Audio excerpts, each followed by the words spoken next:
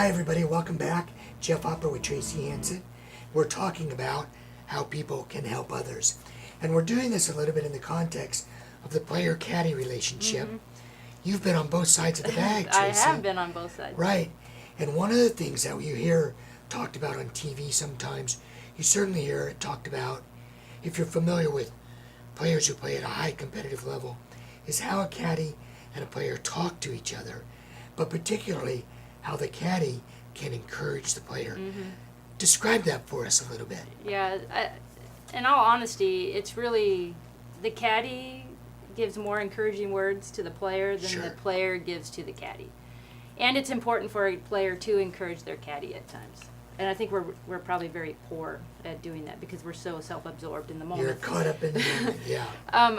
Caddying at the Senior Open for Barb was one of my first, actually it's probably my second time I've caddied for an entire event. Oh, wow. So I don't really consider myself a good caddy, but I think through the week I experienced that I'm actually not too bad. Sure.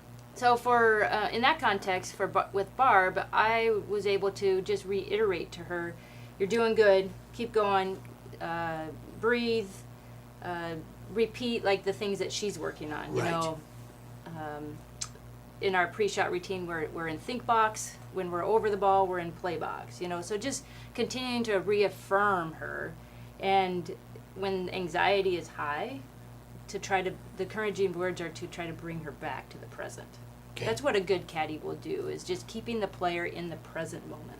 All right. So if I take that and I look at what Scripture says to us about encouraging one another and helping one another through encouraging words, you also spend a lot of time now with others who need encouragement.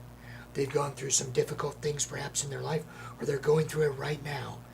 How do you do that? How do you best encourage someone?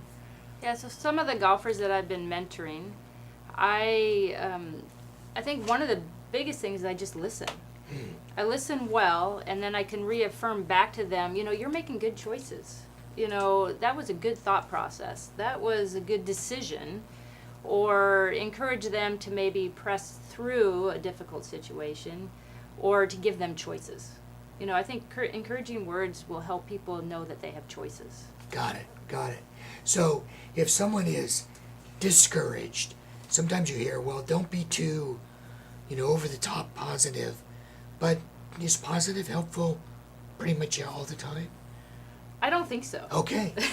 That's good to know. I mean, when I think of my own personal experience, there are times when a pep talk is good, and there are times when a pep talk or a positive talk is more detrimental.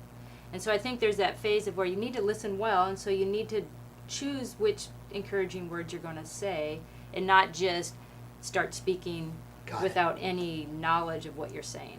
And you got to know who you're talking to, and that takes time in relationship. Do you think that sometimes an encouraging word is stay where you are even though where you are is hurting? Because you're not, you've got to get through the hurting part, and then we'll talk about coming out the other side. Is there a waiting in encouraging? I think there is. I think a lot of times we're uncomfortable being uncomfortable, and so we want to help people get through that pain or discomfort, and so we use positive words or encouraging words to actually get us out of what's feeling uncomfortable instead of the person that's actually needing the words.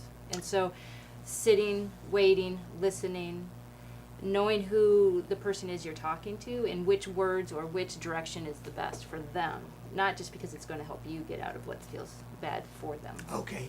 I think this sounds a little bit like that caddy-player relationship we were talking about, where you always hear it's the last words a caddy says that really need to be the encouraging words. Yeah. And before that, you're working through, how are we going to play this shot? Yeah. How far is it? What am I trying to do here?